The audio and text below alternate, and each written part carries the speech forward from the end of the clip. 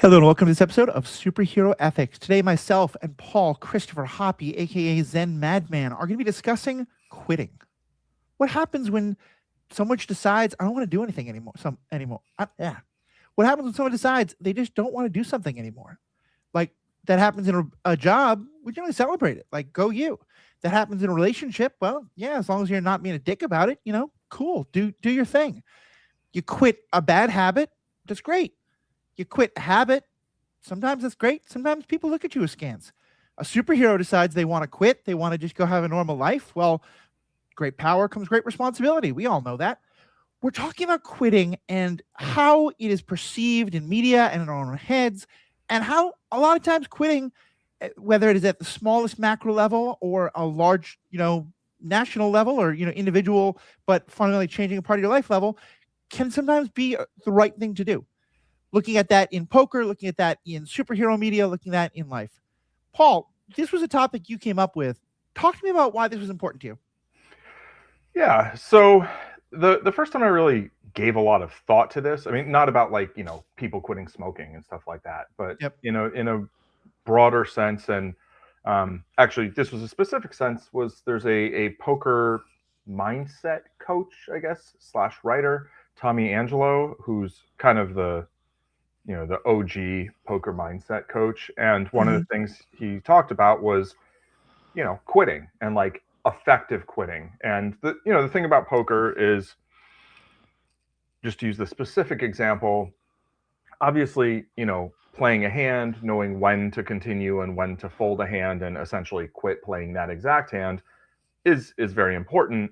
But there's also, you decide to go play or play at home or whatever it is. You start playing, and at some point, you're going to stop playing. Right. Right. For some people, that's like, they play about an hour and then they quit. And sometimes we might have a sense of, well, this is how long I intend to play today. Maybe you go to the casino, you're going with people, and then you're just going to quit when other people want to go home. Well, wait a minute. If I just decide I'm done with something because I've made a plan for it, that's not quitting, is it? Why are we calling that quitting? Yeah, because it is, right? It's always sticking to your plan is a decision. Right? It might be a decision that you consider you've made before, but then you have to decide in that instance to actually do the thing, right? Right. The same way, whenever you're not quitting, you're always constantly deciding to not quit. You're deciding to continue doing what you're doing, even though I think that's often regarded as, and in practice, it can function like a non-decision. It's still a choice to keep doing whatever you're doing, right? And in poker, what happens is, usually, it might take a little while to kind of settle in and start playing your best, and then you get warmed up and then you feel like, okay, I'm good. And because, specifically poker is a game where you're making constant decisions under time pressure and with imperfect information, your ability to do that at some point will decay, right? Right. This is true for everything. This is, if we want to use a non-poker example, it could be you're driving across country and you're going to be driving 3,000 miles across some number of days. And each day you have to decide, when is it time to stop and get a hotel room or park your camper or whatever it is. And if you just decide, you know what, just a little longer, just a little longer, just a little longer, you might end up, crashing because, but first metaphorically in terms of your energy level, and then literally in terms of, you're not driving well anymore. And in poker, people have a tendency to just play later and later and later. And there are some things that can lead to really poor decisions in this regard. And then there are ways of making better decisions. And so one of the kind of premises of what Tommy Angelo was saying was essentially, if you're better at quitting than your opponents are, in other words, you're better at evaluating when it's time to stop doing the thing that you're doing, Right. That's an edge, right? And that's going to help you. And that's a really important thing to have long term. So I think this is something that applies to all sorts of things. It can apply to working out too, right? Like, you're going to do some amount of exercise. At some point, you're going to be overtraining if you just never stop, right? Something's going to snap. Like, It can be really I unhealthy. currently have I've been trying to exercise more, and one of the best ways I can exercise is going for the wheelchair equivalent of a run, which is Mhm. going out and moving my wheelchair, not using Yeah, my engine. And I did that for the first time a couple days ago, and pushed myself probably harder than I should, and I've had a sore neck and shoulder ever since. And guess what? It means I can't do it anymore until exactly. it heals. Exactly. So, there's kind of cold quitting where you're saying, okay, I'm quitting this activity, like say smoking, and I'm Right. never going to do it again, or I'm not going to do it for a really long time. And there's the kind of quitting for the day, right? Right. Like this particular, and that's kind of more what I had been thinking about talking about, Hmm. right? But I think both are important. And I think the word quitting, don't be a quitter or whatever, like I think we both agree that there are instances where quitting is a bad decision and it's not a great thing to do. But then there are plenty of instances where it's like, no, that is the best thing you can do right now is to Right. stop doing what you're doing. Even if it's not a inherently harmful activity, it could be an activity that you're doing too long and it's just time to call it a day.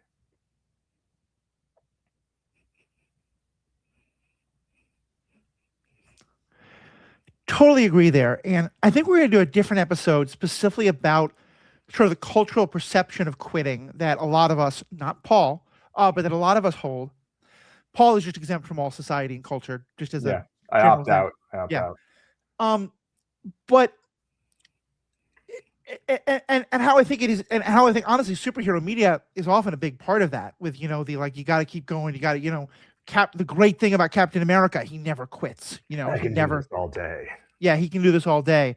And uh, as of getting ready for this, I looked up some definitions of the I don't quit thing. As getting ready for this, I looked up the definition of quitting, and in the Merriam-Webster dictionary, it gives a number of different things, and like especially how the word quit can be used in different grammar terms. It can be like we're going to call it quits, or it can be an adjective or a verb or a transitive or intransitive.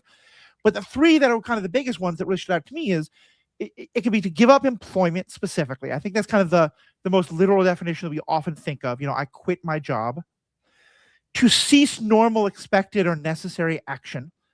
Which is to kind of just I have done a thing and I'm going to stop doing that thing. And I think Paul's making a really good point that often we think of that specifically in terms of and never do it again, but often it can be just I am quitting for today. I'm quitting for this month. I'm quitting for the rest of the year, whatever it is. And the third definition that Merriam-Webster offers is to admit defeat. Oh, And oh, you know, so like editorial. right? It's And, like, and I think that's the connotation though that often happens is that it's like, well, because Cap can keep going, mhm. can keep doing this all day. How many times have you talked to someone about, a bad situation they're in and the response is like, well, but I'm not a quitter. Mm. I've heard that from people talking about bad relationships they're in. I've probably said it about bad relationships I was in. Paul has heard about many of those over the many, many years. But also whether it's, uh, any other kind of like habit that's, uh, becoming problematic for someone or just isn't doing helpful things or, where other people are wanting, I'm speaking kind of generalities because there's so many specifics we can get into on both sides. And I'm not saying like as Paul said, sometimes quitting is not the right thing to do, or sometimes we want to quit for reasons that maybe aren't so great. It's very individual because you're different under the circumstances. But the language in which we talk about quitting, I think, is so often so negative. And poker especially has really helped me see like that's a dumb way to think of things because whether it's the most literal example of a literal poker hand to the whole night, the casino trip, etc. And like we did an episode of the sunk cost fallacy. That's a lot of this, and this is kind of an outgrowth of that conversation. But I think a larger one of it's helpful to reframe the idea of quitting in terms of what else could you be doing, and is this bringing you joy? Is it bringing you money? Is it bringing you entertainment? Is it bringing you whatever the goal is of the thing? And if it's not, and it doesn't have a hope of doing so in the future, maybe it's time to do something else, or at least do something else for the night. Yeah, I mean, I think it's important to remember that everything you spend your time on comes with an opportunity cost of all the other things you're not spending your time on. Yeah. right? And, you know, say you're a parent and you want to work hard so that you make money so your kids have things, Yeah. right? Things they need and things they want. But all the time you spend working is, for the most part, time you're not spending with your kids. Yeah. And so that's a choice. And that doesn't mean that's a bad choice. It just means it's a choice. Right. And, you know, when I think back and I'm like, well, if I could have chosen whether my parents worked harder so I had more money growing up, or I could have spent more time with my parents, I'd be like, yeah, I'd take the time for sure, Right. you know? But that doesn't mean that that's the right decision. The point is just that it's not, oh, you either do the thing or you don't do the thing. Right. It's either you do the thing or you probably do something else. Right. And with, you know, to go to the poker example, it's, say you go play at 8 p.m. and maybe your plan is to play until 2 in the morning. And at 2 in the morning, you're playing. And, you know, I'll give two examples of why you might want to keep playing, right? One, the classic example, you're stuck, right? Which is you're down money and you're like, oh, if I just play another hour, I can win it back, right? Maybe you're down $500 in a game where your hourly win rate is maybe $50. Yeah. Well, playing another hour is like, you could randomly happen to win a big pot and you could have a winning night, but like you're probably on average going to win about $50. So then you're going to be stuck $450. Like, is that really worth pushing past your time, especially when maybe you're not even feeling your best, in order to try and like not have a loss, right? It's not worth it. It's a terrible way to think about it. And, you know, and we talked about sunk cost fallacy recently, and how, you know, that's really one of the reasons that people don't quit well, is because of sunk cost fallacy. It's far from the only one. Well, and I just want to say one more thing about this, because this concept of being behind, I think, is very linked to sunk cost, but can also have other connotations, because just that idea of, you know, I allocated this amount of time and I was supposed to do something. I was supposed to have some result. And I have found this. I want to go back to your cross-country driving example. Yeah. I've done a lot of cross-country drives, particularly when I was, you know, going back and forth to school, or when my mother's in California and I was in the Midwest, or other things like that. And I'll often have an idea of like, okay, I want to drive till I get to about this point each day. Right. And the times when I am feeling like I should push myself beyond when I probably should, because I'm starting to get drowsy or sleepy or whatever, is often when it's, well, I was stuck in traffic for 2 hours, or, you know what, I stopped too long for lunch, and so now I'm behind. Yeah, you're trying to make up for lost time, right? Exactly. Yeah. And I hadn't really made that connection until right now, but I think it's the exact same mentality of I'm stuck at the table, because the thing is, you're putting yourself at more and more risk. Yes. And obviously there's the risk of crashing or something, but what often happen, I think and that is a real risk, to be very clear. Yes, when we're talking about driving. You can die or kill people. But what actually happened a lot more frequently, and I think is also a cost you have to think about, is I'd say, okay, I'll just go buy a 5-hour energy. So I'd buy the 5-hour energy in order to drive for 2 more hours. And then guess what? I don't sleep very well that night. Yeah. In fact, I sleep real bad. And now the next day, I'm terrible at driving. Exactly. And we're just now stuck in a cycle. And I think that's that kind of thinking is just it's because, again, you know, you don't want to quit. You don't want to keep going. And so often you have to think about what's the cost of continuing, you know, and it can be more losing, especially if the game isn't good. It can be, you know, staying in a bad relationship, which is harming you in other ways. Like, so much of the quitting conversation needs to be about what's the actual harm. And is that, if you stick around, how is that going to continue adding up? And is that going to actually make your goal harder to achieve? Yeah, absolutely. That's a really nice parallel to the poker example, which in the driving example, I'd say there are good reasons to actually go past how long you had intended, or that can exist, right? One could be you're driving and you look at the weather and you see that tomorrow there's going to be really terrible weather in a particular spot. And you know that you've got great conditions now and you feel good. And you say, okay, it makes sense to push myself more today so that I get ahead of this storm. And then tomorrow I can take a shorter day, and that's fine. Yeah. And that's a trade-off, right? But there's a positive reason to do that, right? Or maybe it's just like, oh, the conditions were great today, I'm feeling better than average, so I'm going to just push a little extra. And if then, I get to a big city late at night, I'm often going to push through to avoid the traffic I'd hit the next morning. Yeah, exactly. So like that's a reasonable choice. And the poker equivalent is you're playing in a game, you get to a round when you had plans to quit, and just the biggest whale of a whopper comes in and they're playing, and you just know this person's here and they have $3,000 in their pocket and they're going home without it in their pocket. Yeah. And someone's going to get that. And so you can, in that spot, make a conscious decision. Okay, maybe I'm going to have that 5-hour energy. Maybe I'm going to have, a green tea matcha latte. This might actually be a real example. And play until 7 in the morning and just say, all right, tomorrow I'm just going to sleep tomorrow. I'm going to rest. I'm going to recover.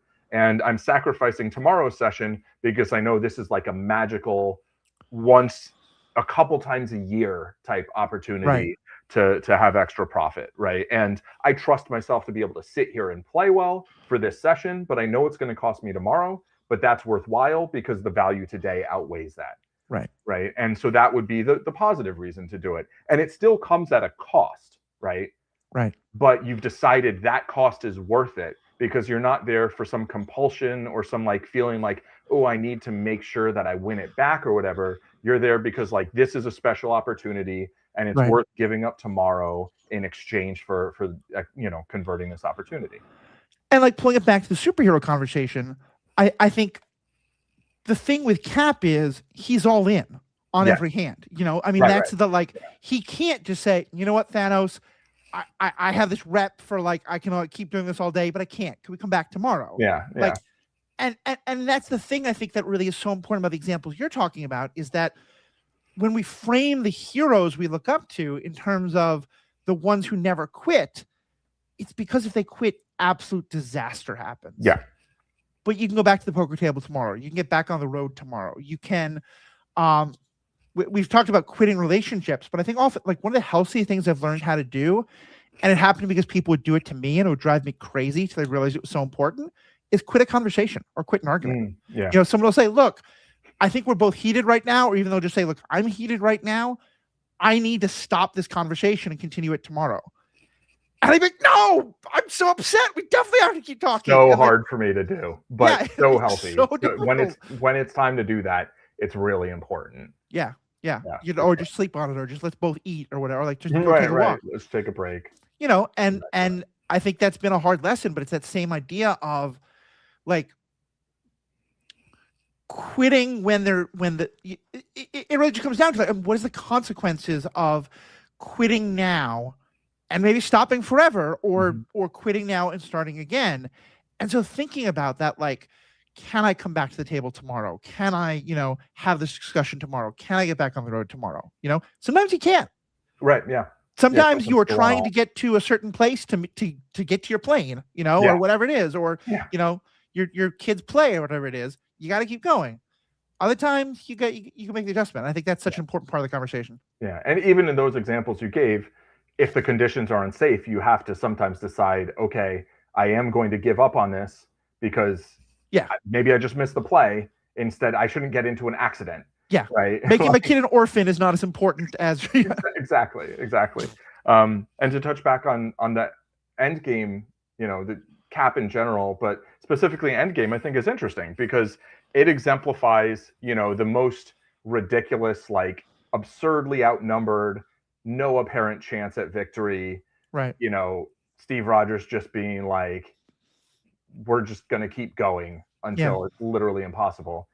And then at the end of the movie, he's like, all right, I did my thing. I'm done, and I think some people were like, oh, how can he do that? Whatever. But like, to me, that seems like a really healthy kind of like, I think it's unreasonable to expect every person who could be a hero to do that for the entirety of their existence. It's a valid choice to do if they want, but it's also a valid choice to stop at some point. But like when Thanos is trying to, get the Infinity Gauntlet, like, there's no tomorrow. If you give up now, right? So I thought that's it's a nice kind of example of both things. in the same. It's funny you said that because I thought of something earlier. Cap quits before that. He quits the Avengers. He gets to a point where he realizes being a part of the Avengers, and he quits S.H.I.E.L.D. Both of those things. Yeah. Because he gets to a point where he says, my continued association with these organizations, because I think they've fundamentally changed in some way, or the conditions that they're putting on me are too high, I will no longer be a part of them. Yeah. And I imagine a lot of people are like, what are you talking about? He doesn't quit those things. That's absolutely what he does. Yeah. Like, he stops being a part of the thing that he's been doing. And in both cases, it's totally justified, but it is him making that decision of, this is no longer where I want to put my energy. I want to do something else. Yeah, exactly. And it's like, it doesn't mean he's going to stop doing hero type stuff, right? I mean, he starts the Secret Avengers, I guess, right, when he leaves the Avengers. But yeah, when he leaves S.H.I.E.L.D., he's like, no. Yeah. We're not going to do that. And at least we know that he's retired now. He's done. So if another global threat like Doctor Doom showed up, we won't see. Oh fuck. See. I don't even know that doesn't even exist in my head canon. So like, yeah, of course they can't not bring back everybody that they could bring back and make money from bringing back or whatever. And wait, Paul, aren't you staying up to date with every bit of news about the MCU? Totally. Every bit of news with everything, really. Well, I mean, I'm going somewhere with this. Like you used to. What happened? Right. Yes. Yeah. I quit. I just quit the MCU. It was kind of a soft quit and then a hard quit. Right. It was I watched all of the movies and then I watched all of the shows. Some of the shows I loved to an extent. Maybe all of them I was somewhat mixed on, but like there were parts I loved, parts I didn't like, and then I think it was Secret Invasion. I watched the first episode of Secret Invasion. I was like, nope, we're done. We're done here, and I don't know. I don't know. I watched like a little bit of Wolverine versus Deadpool, but and that's not a judgment of anybody else following all of it. Like it lost its. I lost my joy for watching the new Marvel material, and it to me felt like, Star Wars, the same thing happened, right? Where it's like, I really enjoyed the universe. I enjoyed a lot of the individual components, and I'm sure there will be things that come along at some point that I could potentially enjoy and like I can watch, but it just became too much of whatever it was at some point. And I'd like to thank Game of Thrones for being kind of the first show, movie, whatever kind of thing that I just really deliberately quit when I remember watching season 1 and thinking it was mostly pretty cool and enjoying a lot of it. Getting to the end of season 1 and being like, I'm not sure I'm going to love this. And then it's like, whatever, I watched season 2. And somewhere through there, I was just like, I don't think I really like this show anymore. Yeah. And I watched a couple episodes of season 3 and I was just like, I can just stop watching it. Yeah. And like, that's fine. And I did. And then I watched some of the end, but like, it's kind of the show that taught me like, it's fine to just deliberately quit something that you get maybe some enjoyment out of, but also some like pain and like negative stuff that you don't want. And so I think any of these franchises that go on super long, I mean, I remember when the Batman came out, I was like, oh, they're making another Batman movie. Like, why are they? And then I watched it and I was like, the first 15 minutes I was like, I don't know. And I was like, wait. I was like, oh no. And we talked about it and whatever, and I was surprised by it. And like, I'm sure some of the MCU stuff and or new Star Wars stuff, like I could watch and like probably be like, oh, this is great, but it's just right now where I am in life, it's not how I want to spend my time. So I don't spend my time that way. I quit doing that. Well, I think the discussion of quitting media is a really important one, and obviously relevant in this podcast on two levels. First of all, there's sunk cost fallacy all over the place. Oh, for sure.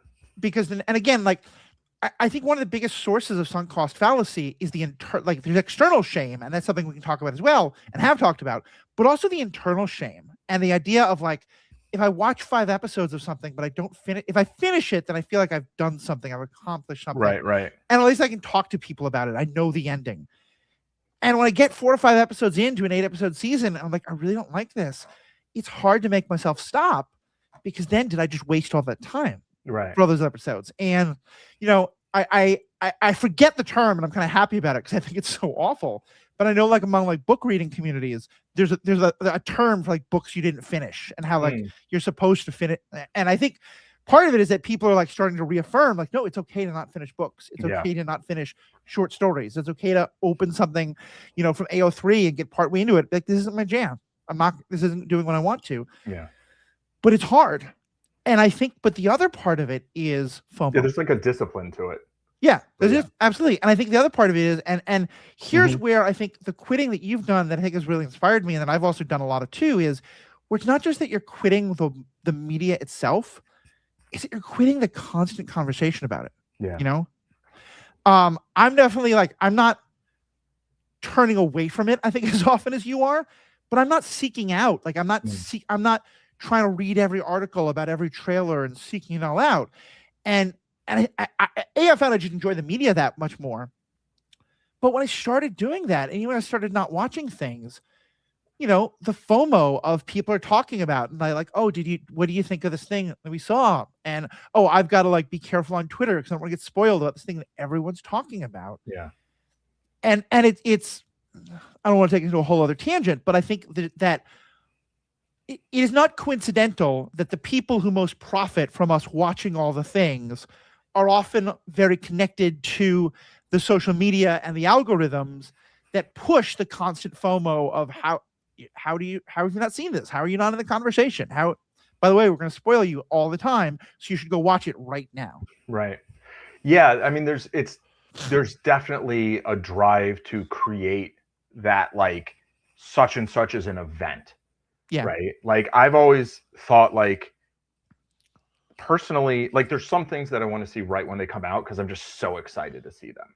Right. And sometimes I'm like, that was great, and I'm glad I saw it right away. And sometimes, you know, I'm like, why was I so that was terrible, you know, like The Saint or something. It was like that preview was really good, but the movie was not so good. Yeah. But like, and there's a lot of examples, but sometimes it is like, I need to see this soon. Otherwise, like, I need to cut myself off from all contact to like anyone else except for the people who know I'm waiting to see this thing and will not say anything about it. Otherwise, yeah, exactly. Which, I mean, I will say, I raised my hand for those not watching us on YouTube. Matthew has done a marvelous job of not spoiling me on things that I'm like, well, I know that came out in 2003, but I might watch it someday. So if you could just not give any spoilers about it. Like, I don't want Odyssey spoilers. Yeah.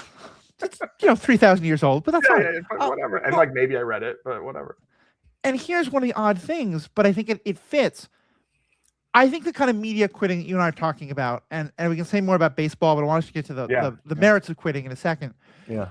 But in my head, the way I've approached it with you and with others where this is a thing is I kind of think of it the way I think about people who have quit, something that is thought of as more like traditionally an addiction, like alcohol. Right. And I don't want this to sound like I'm critiquing you. I think this is something you've self-identified with, but like, I know that I have more of an ability to say, I've mostly quit the Mets. I'm going to read about what happened last night because apparently there's a cool highlight. You have said that if you do that, sometimes when you do that, you get stuck in a rabbit hole for 3 hours of research that you don't want to do. To me, that's a kind of feeling of like, if I introduce a little of this, you might do a lot more of it than you want to. Yeah. That I don't think you're addicted to news about the Mets, but like, in the same, I approach it the same way of like, hey, this is a thing that you don't want to get yourself too into, so I'm going to be very careful about it. So in the same way that if I'm hanging out with friends who I know don't drink or don't do things like that, I'm going to be careful of like, hey, do you mind if I have a drink? Do you mind if I and reassure them like, I'm not just being polite here, like it's totally okay. Yeah, I'm about to tell a story about what I was drinking. Is that okay, or do you not want me to do that? Yeah. And the same way, I've now gotten to like, hey, Paul, do you mind if I tell you this thing about baseball from last night or whatever? Yeah. And I'm like, well, I might watch that at some point. So thanks for mentioning it, but I don't want to talk about it yet. Yeah. So I would say, I mean, it would be easy to say like I have an addictive personality, and like that might be accurate, but Uh-huh. the way I think of it more is like I'm usually I don't tend to nurture casual interests. Yeah. Is pretty much how I'd put it. Where there's not a lot of things that I really enjoy spending my time casually engaging with. Yeah. So when I'm going to spend time on something and spend time thinking about it, I usually just want to dive deep on it. Because if it's not something I want to dive deep on, like, well, why not just do something else that I do want to dive deep on? Right. You know, and there is I have quit a lot of hobbies very deliberately, Mhm. and I don't want to say second guessing because I think it was the right thing at the time, but over the past week or two, I've been noticing that when I basically eliminated almost everything except for like studying poker, teaching poker, playing poker, writing about poker, and I want to have that, okay, it's time to quit doing the thing and to rest Mhm. and recover because I've pushed away so many hobby type things. I actually don't have a lot of relaxing activities to do. Right. Like maybe I'll watch Murder She Wrote, right? But like and I think that can be not super healthy, Yeah. to not have something. So I would enjoy having some more kind of casual hobbies or casual interests, perhaps. Yeah. But like to kind of use in a very specific way where I feel like this is my downtime. And to just use baseball as an example, right? Because you brought it up. Yep. At the end of last season, I was like, I'm never watching a baseball game again. Yeah. And that was what we call rage quitting, right? Which is an important thing. Because it was just a disastrous like end of the season for Yep. our beloved Mets. And I was just like, why would I ever want to go through this again? Right. And then like I just found then we were talking about it some. My mom and I were talking about it some. You're the two that I really talk about baseball with. Now that one of my neighbors has moved, who is like, it was a very nice casual kind of thing to talk about, right? But so then we talked about it a little bit, and I was like, okay, there's this move made that, and like off-season baseball is really interesting. There's like so much maneuvering and so many things you can do to rebuild a roster, and like the Mets did like some really unusual stuff, basically, is what I would say, right? And the jury was very split. The results have not been so split. The results have been very bad. Of course, as a poker player who thinks a lot about variance, it's impossible for me to look at this without framing it within well, here were the projections. Here's what I thought was going to happen. Some other people thought that the actual outcome was much more likely than I thought it was. But the fact that it's what happened, I don't think means that's the most likely outcome. It's just what happened. Right. Kind of like if somebody's like, oh, if you go play poker, you're probably going to lose. And then you go poker and you lose. That doesn't necessarily mean they were right, right? If I can put that in, and I think we're going to do a full episode on variance, especially as we get closer to the elections, because the way people misunderstand this, I think, is a cause of a lot of social problems, to be very 100%. clear. But it's if I tell you, I think this is a very good bet because I think it has an 80% chance of winning. And then it loses. Yeah. A lot of people look at it and go, you were wrong to think it has an 80% chance of winning. Right. There is no data point that has entered the conversation that should in any way challenge the fact that I had thought it was an 80%. Now, is it possible that the fact that it was in that 20% of possibilities is a good reason to take a look and say, well, let's re-examine if I was correct to think it was an 80% chance? Yeah, sure. Yeah. If it happens twice in a row, does that mean I was wrong about the 80%? No. But is it a good reason to maybe look harder? Yeah. If it doesn't happen 100 times in a row, then absolutely, I was probably wrong to think it was happening 80% right. Yeah, you're probably not going to get a 1 in 5. That would be 5 to the 100th power, I believe. Yeah, exactly. And of course, reality is somewhere in the middle. But I think that's that whole point of because and I'll be honest, we're not going to get into this debate, but just kind of framing the conversation on both sides, I definitely think that the moves that the Mets made had a much higher chance of failure than you did. Yeah, for sure. But I think and there's a part of me that misses you in baseball for a lot of reasons, but in part because I want to re-examine those conversations. Yeah. But in part because of what I've learned about variance, in large part from you, but also through my own studies, there's no part of me that's going to say, okay, the fact that this was in the range of possibility, even if everything that the Mets leadership thought was right is correct. You know? Exactly. And I think that's we're getting off the topic of quitting, so we'll pull back to that. But I think that's also it's a very important thing, you know. And I think that's the like. Do I think Tony Stark was right to try and create Ultron? No. Do I think that the Ultron becoming what it became, like,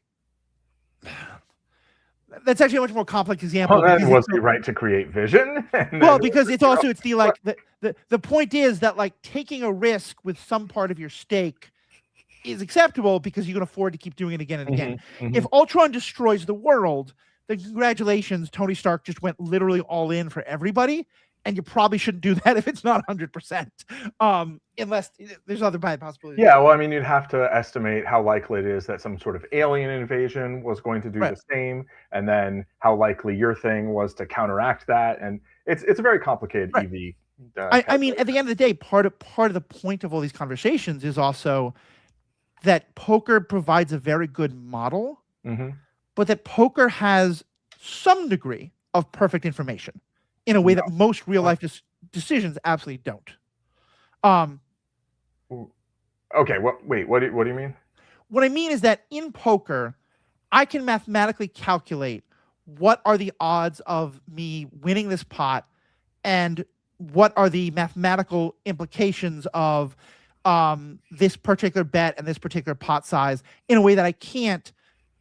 I have a lot more information about what's the likelihood of my losing this pot than Tony Stark does of an alien invasion, or that a person does of their perfect information long term. Yeah. Because it's very concretely a game of imperfect information. What can I try and say what I think you're trying to say in a way that that I think I'll agree with? Poker is a very concrete game. You know what cards are in the deck most of the time, unless something's gone weird. You can calculate, given certain assumptions, what kind of the range of possibilities are and what the average outcome of that, the expected value of that is. In larger non-poker kind of life situations, many of those things are very difficult to quantify. / unquantifiable, right? Like, I mean, you know, are you going to quantify the value of each life? Like, people do.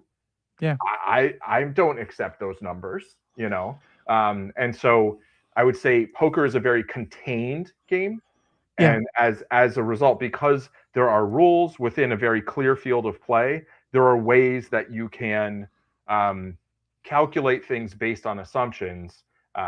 Having said that, like, you have to be making assumptions in order to make those calculations. Right. And as a result, you know, and you're operating under imperfect information about, you know, what cards are out against you and the strategies people will employ. So I think I see what you mean overall, right? Let me try and rephrase it. Yeah. Poker is a good model for understanding how variance works.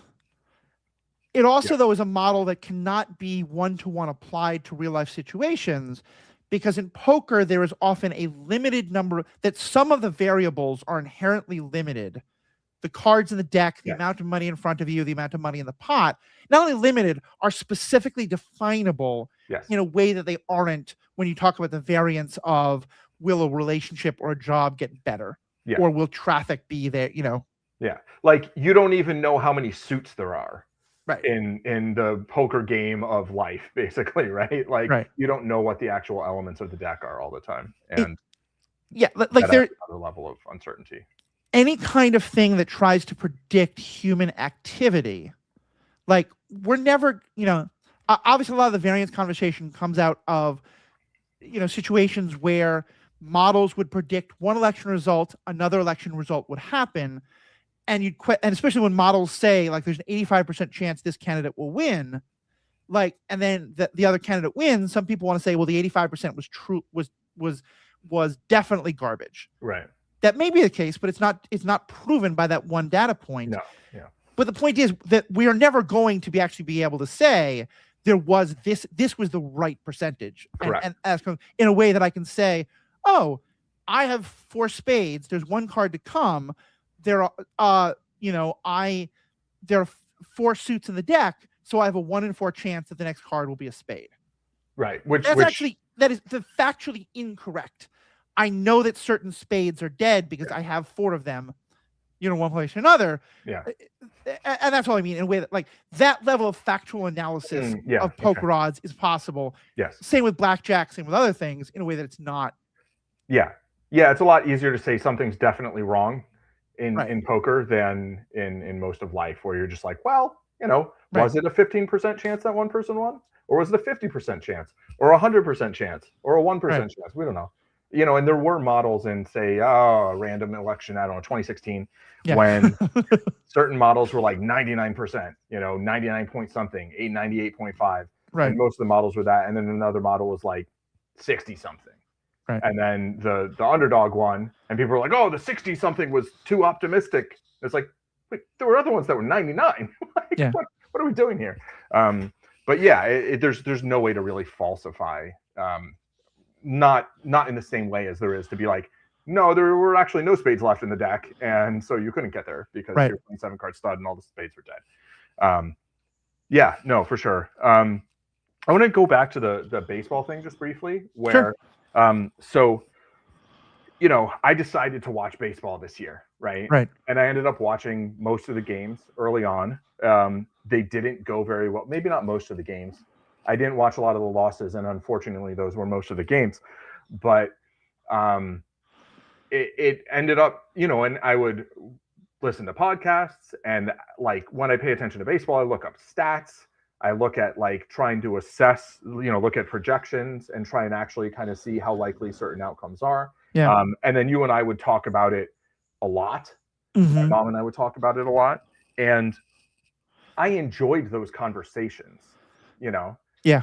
But it got to a point where I was like, okay, well, I can't listen to the podcast anymore because I just think these people are like out of their mind, some of them. And then with you and my mom, it was more just like, there's things we disagree on. And it's like, we've discussed that to the point of we've all, we've expressed our opinions. Right. And listened to the other and either agreed or not agreed. Yeah. But where there's not really a volume, like there's a volume of information, but it's not necessarily new information that, it wasn't moving the needle for me. Yeah. So it's kind of like, there's not that much more to talk about for me. Like, and so I don't have anything new to express. And then on top of that, I was like, watching the games actually doesn't seem fun anymore.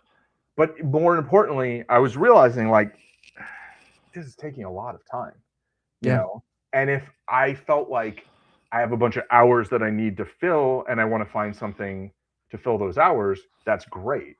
But because there were very concrete things I was trying to do with my time, and I found I was failing to do that. Right. I was left with basically making a choice between being able to have enjoyable conversations with people I want to have conversations with about this specific topic, and sinking a bunch of other time into the actual watching and kind of like data gathering or whatever thing, or put that time into the work that I know I need to be doing in order to get where I want to get in the next couple of years, and maybe just find some other things to talk about. Because it's not like, and it would have been a harder choice if like the only thing I connected with my mom on was like baseball, or the only thing you and I could talk about was baseball, but like, that's just not the case. Like we have tons of common interests. So it's just like finding a way to be like, okay, I'm going to just cut that out for now, indefinitely. And then say, okay, we're going to have other things that we can chat about and have meaningful conversations. And maybe I'll come back and like kind of look at it again when I feel like, I've established can I be a casual baseball observer? And like, I feel like now, because, the whole trade deadline passed and a bunch of things passed, I'm like, okay, I can watch a half inning here and there. Yeah, that's fine. And we can talk about it. And it's been funny because like going a little further on the Mets example, like the team has gotten significantly better or is playing significantly better in a relatively short amount of time since the trade deadline. Variance is variance. There's a lot of reasons why that could happen. It could not, it's possible that it's not significant. It is also possible, though, that like the trade deadline being such a clear sign of like the Mets are not trying to win this year. They're just trying to like test out the new players. There's a lot less pressure on those players and they're having fun, and it makes it fun to watch again. And people are coming in some sports conversations being like, hey, isn't it great watching them? There's no pressure. We're just seeing what they can do. And others are like, well, actually, if they continue at this pace and like these 6 other teams lose at this pace, they might get back into the playoffs. And I'm like annoyed at that. And like, I'm kind of like, look, if we backdoor our way into being in the playoff hunt somehow, I'll pay attention to that. And I am like casually checking the wild card standings every couple of days. But I mostly don't care. I'm just enjoying it for what it is. And I think that there's a further part of this conversation that, like, when we quit something, I think there's often a lot of feelings about, like, how does it affect other people around us, you know? And, like, you're one of the people I think of as least affected by those kind of social pressures. But, yeah, you're like, I like talking about baseball. When you quit baseball, it sucks. Like, that shouldn't affect it, but I think that's a thing. And but it's been a good lesson for me of like, okay, so I need to reframe that. Like, you know, and I've been reaching, you know, I've been looking at other ways that I can scratch my, I want to talk about baseball itch. And in a weird way, fandom actually was a great example of that, because you and I have been talking about Star Wars. Star Wars, I think, was one of the first things you and I really bonded over, besides being the only 2 sober people in a room where everyone else was passed out, you know, with whatever intoxicants we were both in high school. Playing guitar while everybody's like passing out. Yeah, exactly. But we've always loved Star Wars. And then we kind of got to The Last Jedi and hit this impasse, because you and I saw that such fundamentally.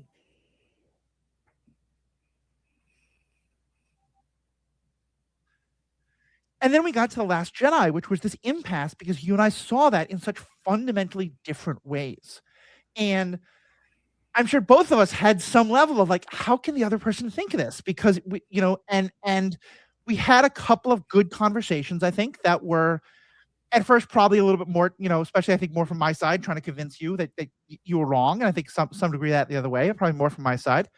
I had some degree of like, an awful lot of people are saying things that sound like what you're saying for terrible reasons. I don't think you're saying it like that. I kind of just wanted to make sure, you know, you weren't on that train, and you clearly weren't. And I think then we got to a point of, let's cautiously try to understand the other. And there's some value to that. I've basically had a better understanding of the movie because of understanding you. And I think you've had the same with me. And then we kind of just stopped talking about it. And we're able to be like, look, but there's a lot of other cool Star Wars stuff to talk about. And that was a good way to move on. I think that's another part of the quitting thing is so often when we're thinking about, do we quit this thing or not? It really is just that. It's the like, do I do this or do I not do this? And it is so important to think about, like, every moment you are doing a thing, you are not doing 8 million other things. And so that means there's a cost of continuing to do it, and there's a cost of quitting, but also that it is so helpful. Like, I have not picked up a guitar in a long time. I never made a conscious decision to quit playing guitar. It has happened gradually over time. But for all intents and purposes, I've quit playing guitar because I've been focusing my time on so many other things. I recently picked up a guitar again, and I felt a sense of loss because I was not as good as I used to be. And so part of me was like, no, I got to play guitar 5 hours a week again, whatever. Pro tip, don't. No, I don't have the time to do that. No, that's not even the reason, but yeah. Oh, yeah. I'll get into this in a moment. But it just, I kind of wandered on to different parts of the topic, but like, I think when we think about that, of like, when people in our lives quit things that are how we see them socially, you know, if you're spending most of your time at a bar and a friend of yours realizes they have a problem with drinking, often there's a part of you that wants to be like, no, this is an extreme example, but I think most people probably won't be at this level. But like, you know, you wind up socially, like, often not wanting someone to accept that they're an alcoholic or whatever, because you want to keep seeing them at the bar and you don't want to stop drinking, and you don't want to think, and this does not mean that everyone who goes to a bar to socialize has a problem drinking by any means. but it might be you don't want to question that. Like there's just when someone else in your life quits something that you don't feel you need to quit, it can raise really hard discussions. And I'm not saying it means you have to quit, but I think it can mean you're forced to question it in a way that you don't want to. Yeah, I think that's a real thing for sure. There's also the like, I mean, you alluded to like somebody doesn't want their drinking buddy to quit drinking because then they lose their drinking buddy. Yeah. Right? They're like not going to be their drinking buddy anymore. Like, and then some people quit drinking and they can hang out around people drinking. Some people are recovering alcoholics who can occasionally have a drink, and a lot are not. Yeah. Right? Like some people can go from drinking too much to being a casual drinker, and some people are like, I need to not even talk about alcohol. And Yeah. like that's fine. What's important is that you figure out which one you are out of all of them, right? And which could also be the person who drinks moderately and is fine. Like I don't know, right? But yeah, that kind of And this actually ties back to something else I was going to bring up earlier, that a part of the quitting conversation, and especially when you're talking to others about it, is I think it's very easy if you think that you don't have to quit. It's very easy to find it hard to believe that others have to quit. Right. Yeah. And this goes back to baseball. Yeah. I am able to watch a baseball game, be really upset about it, and then 5 minutes later I'm fine. Right. And there's corollaries. There are things that I have had to quit that you've never had a problem with, you know. But I remember like when you talked about like, oh my God, like it just ruins my day when I watch a game and they lose. I don't want to do this to myself. There's a part of me that's like, that's dumb. Just don't feel that bad. Like, you know, just, right. Just don't feel that way. You know, or just read a box score and don't go into 20 minutes of analysis of the things. Yeah. But that's not how you analyze. And it was really helpful for me to be able to make that connection in the same way of like, you know, the things that I get really obsessive over that people are like, why are you doing that? You know, it's just because I am. Because that's how my brain is wired. And so I need to not do 0.1 because I can't stop myself from doing 0.6. If you're able to, that's great. But, you know. Yeah. And it's not always because like I can't stop myself from doing it, right? It can just be like, well, if, you know, and it's not necessarily like every loss, right? But it's just like in general, it's like, and like certain types and whatever, but just like basically looking at something and just being like, is this a positive experience for me anymore? You know? Yeah. And if it's not, why am I still doing it? And sometimes it's like, well, it's a mix of positive and negative, and then weighing them out, right? And like now, like, yeah, I feel like I could look at a box score. I could watch a random game. I watched an inning here and there over the week because I was somewhere that had TV. I was like, okay, I'll watch it on. I'll turn it on. I'll watch an inning. And I was like, okay. And I turned it off and then watch the rest of the game. And it wasn't like, it was just like, yeah, this was a nice way to spend 5-10 minutes, you know? Yeah. And then I'll go watch Jeopardy. But like, you know, there is a truth that like quitting something does affect others, right? The people that you shared that thing with, sometimes it affects others positively, sometimes it affects them negatively. You know, in terms of quitting baseball, like I did give actual consideration, you know, like, is this like, I knew that there was a negative effect that would have on you and my mom, just in terms of like being able to talk to someone you wanted to talk to about it. And then I was like, well, does that outweigh like what I need to not do? Right. And I was like, no. And like, will you be okay? Yes, you'll both be fine. Yeah. Right. So like, that's what I have to do. And quick tip, it's because we care about you and we don't want you to do things that are bad for us. Exactly. And if you have people in your life who are like, no, keep doing this bad thing because it benefits me. Yeah. You might want to quit that person in your life. Yeah, you might, but also sometimes you might I mean, generally I agree with you, right? Yeah. There are obviously there are times when somebody's in like a very vulnerable spot and it's just like, okay, I will spend my time in ways that aren't my favorite way of spending my time because I feel like that's what you need right now. Not just like something you want in this kind of like whatever kind of way, but it's just like, okay, this is just important. And then that becomes an important way to spend time, that the benefits are not just like the thing. It's, you know, the consequences of the thing. At a couple of nights ago, I had to get up in the morning with my baby and I really didn't want to be on the phone with a friend. My friend was in a really bad state. And so I didn't quit. You just got to do it. Yeah. Exactly. I am alive today because Paul took some time out of their life to deal with stuff when I was going through some real hard times. And so, yeah, that can be true on a minor and it can be true on a macro level. And I mean, and honestly, like having a baby has been such an interesting experience to me in reevaluating the quitting conversation because it has literally changed the table stakes of every discussion I make. You were talking before about like, can I stay up all night at this poker game even if it'll wreck my tomorrow? You know, do I have a sick day at a job? Or can I call in sick? Right. That might have a deleterious effect on my job, but not disastrous. Yeah. Can I tell my partner, I know you really wanted to go to that museum with me tomorrow. I'm not going to be able to because I stayed up late at a poker game. That's probably not going to lead to a comfortable conversation with your partner. Right. It might lead to one of those, we need to take a walk and talk about this more tomorrow. Yeah. Or it might be something your partner knows about you and is fine with. Either way. But I can't have that conversation with my baby. No. You know? Like, and literally last night, Mary and I were playing a video game that we were really enjoying and we really wanted to keep playing. And I joked to her, I wish I could call a sick day on being a parent because I really want to stay up all late. But you just can't. Yeah, you can't. It's a different kind of table stakes. Yeah. And it's a weird way, but thinking about it in terms of that kind of quitting, it was a really helpful way to frame it for me. Yeah, nice. I like that. And I'm glad that you did ultimately quit, even if, you know, it wasn't. Can you pause? Is it possible, or is it like one of these? Yeah, no, I could pause. And it's funny, I was going to mention this okay. video game as another example of what you're talking about. It's called Fire Emblem Three Houses. It's a game on the Switch. It's a really fun game. And it's a turn-by-turn strategy game, like an RPG. Okay. And it's one of my favorites because it's I mean, you would absolutely hate it. It's a bunch of kids that are like fighting at a high school where they're being trained for war. And so half your decisions are about what kind of fighting do you learn and how do you fight in the war. And half the conversations are about like which character asks out which character to go to the dance. Amazing. Like they just made this game for you. Yeah, it's so much what I love.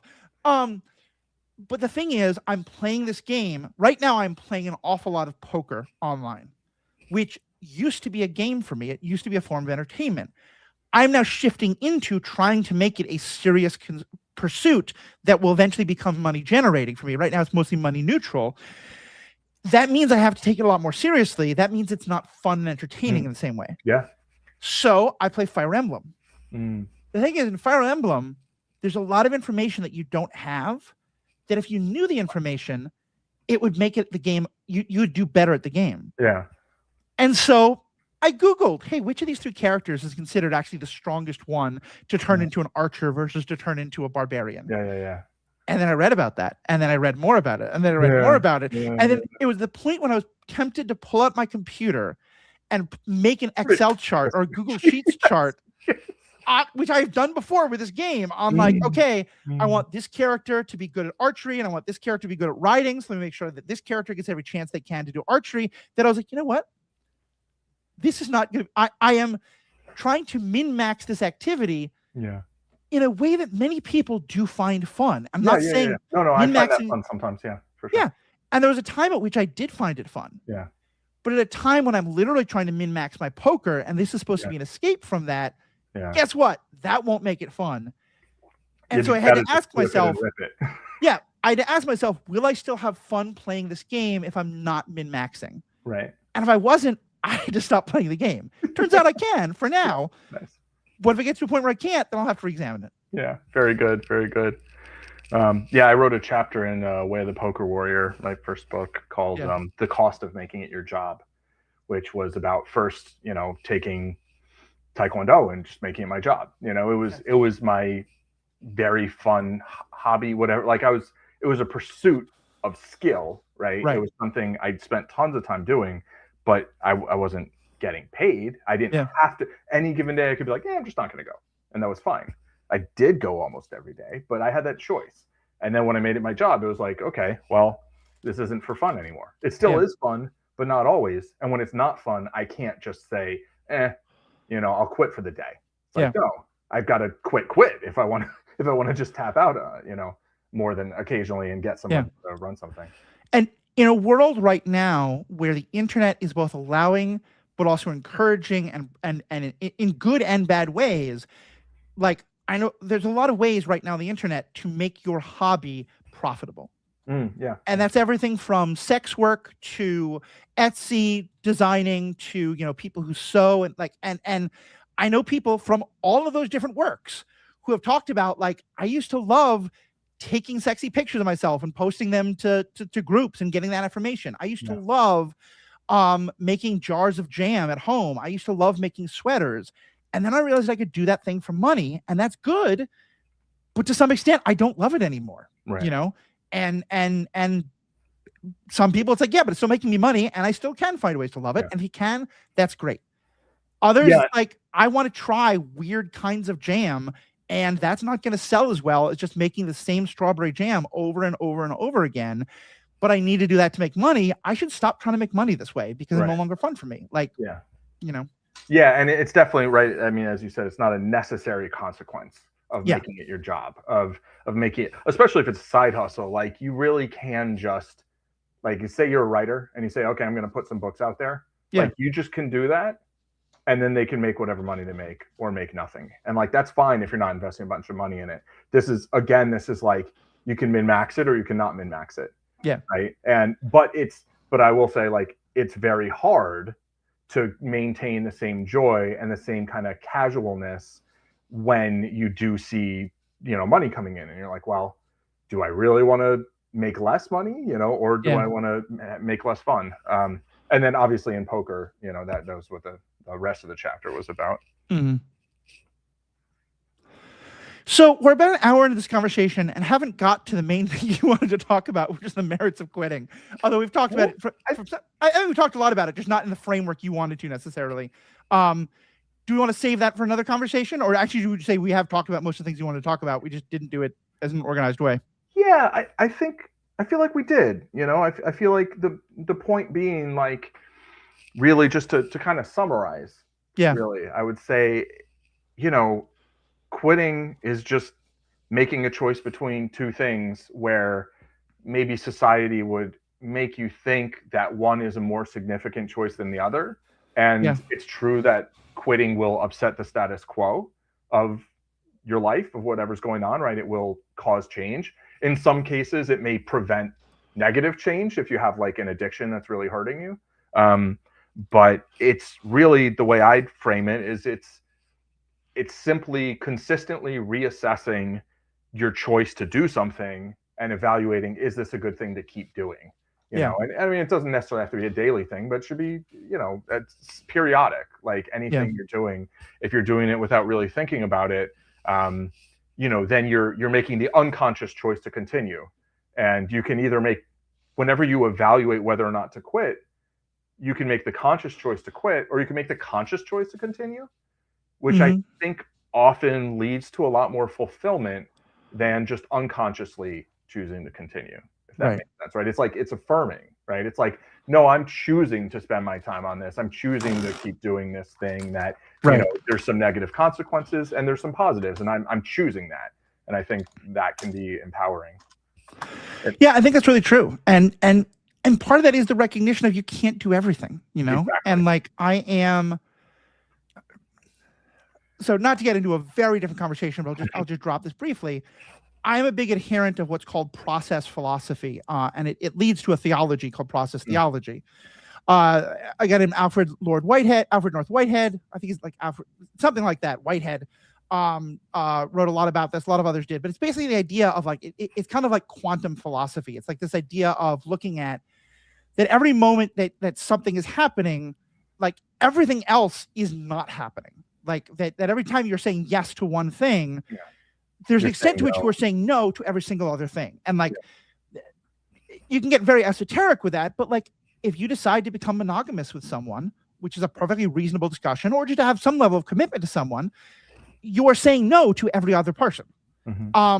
Every time you choose to go to a movie, you are saying, no, I don't want to go to every other movie.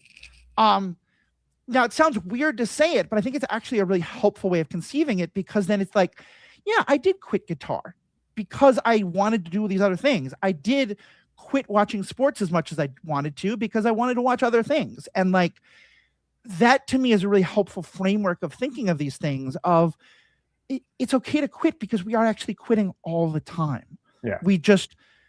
we frame it in ways of when something is like thought of as quitting and when something is not. And there's reasons for that, but I think re-examining it from that lens just becomes really helpful, both in terms of analyzing yourself, but also in terms of analyzing all the stuff around you. You know, how often, I think with our heroes, with our politicians, I can see lots of examples of where, you know, people aren't willing to quit. Iron Man wasn't willing to quit, and that became a real problem. There are wars that we've gotten into that we've stayed in for far longer than we should have, both right now and in the past, because people didn't want to be seen as quitters. And that's really dumb. Yeah.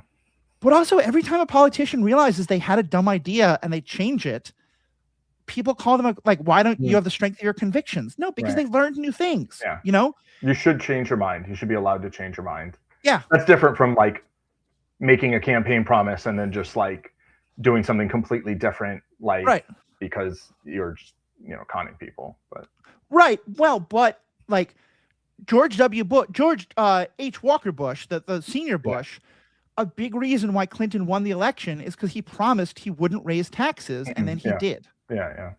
The thing is, he made that promise under a set of economic conditions that people were predicting wouldn't change. Right. That was a dumb prediction. But the reason he raised taxes is because the economic situation fundamentally changed. He said, look, I have new knowledge. I probably should have made that promise.